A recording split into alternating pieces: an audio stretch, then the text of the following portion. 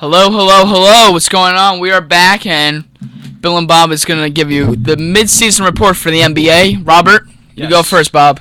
All right, so we're going to start with our biggest surprises. Now, teams first. Yes. Now, personally, one of the biggest surprises that I've seen this season in the NBA has been the absolutely red-hot Atlanta Hawks.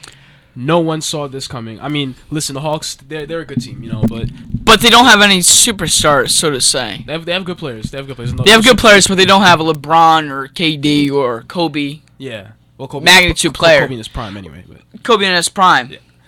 But this team. Post Shaq. Yeah. Like a PS, Nintendo. Get the pun. But anyway, this Atlanta Hawks team burst on the scene. I mean, they became the first team in NBA history to go undefeated for an entire month. That is extremely significant. 17-0 without losing the whole month of January. No. No, I remember the Houston Rockets won 28 straight, I believe. But it wasn't for a month, though. It wasn't for a whole month. They won 28 straight, but it was within 2 months. The Atlanta Hawks went the entire month of January without losing. That's the difference. They became the only team to ever do that. Oh, so you're saying that the difference was that the Houston Rockets, it was split over 2 months and wasn't an entire month. Not the length of a month, but within 1 month. Oh, I get it. Yes. Thank you, Robert. Thank you for that clarification. Yeah, so this team has been a big surprise, but other than that in the NBA, very rarely we get surprises. The Atlanta Hawks is quite a nice one. It's diverting away from teams driven by one guy getting the ball and a whole bunch of role players. Well, for me, I would say that the biggest surprise is Golden State. I disagree with you now for a couple reasons. Yeah, you explain. I feel like people saw this coming already. Steph Curry is. Well, I understand that, but usually when you talk about the West, there's very few surprises, in my opinion. In the West, perennially, you don't ever bring up the Warriors. In the beginning of the season, of course, you were talking about the Trailblazers, the Spurs, the Clippers, and of course, with the Lakers' magnitude, you always have them on the back burner as being a 6, 7, or 8 seed, no matter what. Yeah. You always have them competing, and if Kobe's in there playing, and no matter if he's healthy or not, he brings that competitor's edge, so you already have him there. But I'd like to talk about the biggest disappointments. Yes. And as a Knicks fan, I view the Knicks to be the biggest disappointment. Well, 10-41 in the first 51. That's a disgrace. That's a disgrace. Well, personally, I would have said the Knicks, but like I said with the Warriors, this isn't that much of a surprise that this is happening. The Knicks haven't, they've been ever since their season 2 years ago where they had that. Well, for the Knicks standards, a great playoff run. This is kind of saw this coming, especially now they got rid of Chandler. It wasn't looking too great. Biggest disappointment for me, I'm gonna have to go with the Miami Heat. This Miami Heat team hasn't been. Well, so you're telling me that one player, I know he's LeBron, but one player really turned that team into a mediocre team. Well, Rob, you also have to look at it like this. Dwayne Wade, you have an aging Dwayne Wade playing in South Beach now. And you also have Chris Bosh out there. He's aging too. And they aren't the physical specimens that LeBron is. All three of those guys were drafted the same year, so they're around the same age. So Dwayne Wade is a few years older than LeBron because Dwayne Wade spent a few years in college, and he came out of Marquette. But they're roughly the same age. LeBron's going to be turning 30.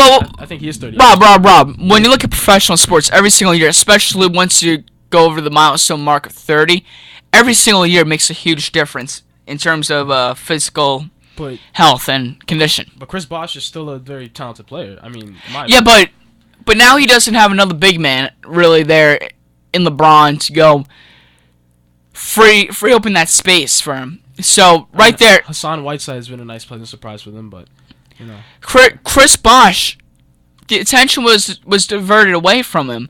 But now all of a sudden, when you aren't double teaming LeBron and worrying about LeBron dishing off to Wade or someone else, then all of a sudden that attention can go to Chris Bosh now. And Chris Bosh during his time there, I don't really think that he was the inside force that the Heat were really looking for while the big three were down there. Absolutely. With Wade, Bosch and James. But I think now they're really relying on him to be that inside force, and that now he's gotten older, and he really, when you have more people covering him, it's really difficult to be that inside force. But earlier I mentioned Hassan Whiteside, who actually had a triple-double with getting double-digit blocks, which is extremely surprising. So he's going to be on my list of most surprising players. Well, I mean, he hasn't played the entire season exactly, but he has been a nice.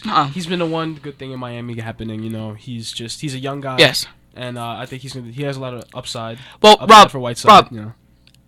I would like to just read the NBA standings for my little sister Clancy. I promised her I would do it for the show. So Clancy, you're watching. Hello.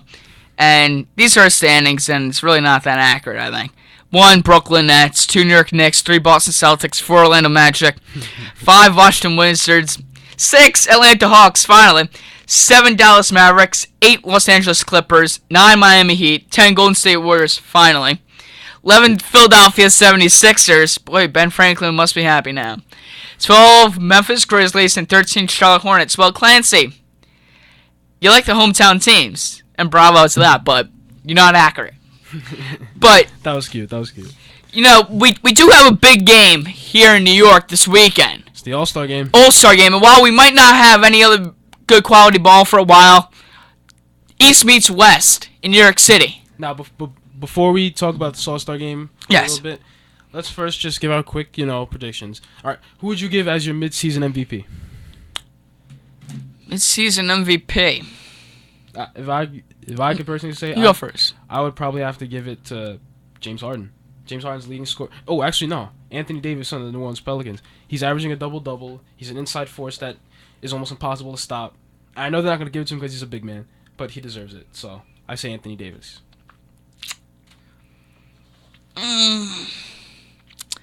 Rob, it's really kind of tough, but I think I'll go with Anthony Davis too.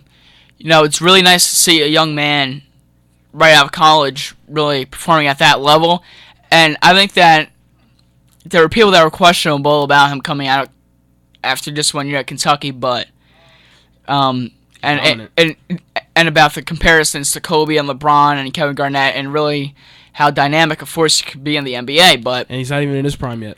He's not even in his prime yet, and hopefully he continues. And I think it'll be nice to see Anthony win an MVP. And he did get injured a few days back, but I think he'll be okay. But all right, so real quick, championship prediction. Who you got? Who do you have going in the championship? Who do you have winning? I think I got the Cavs from the East.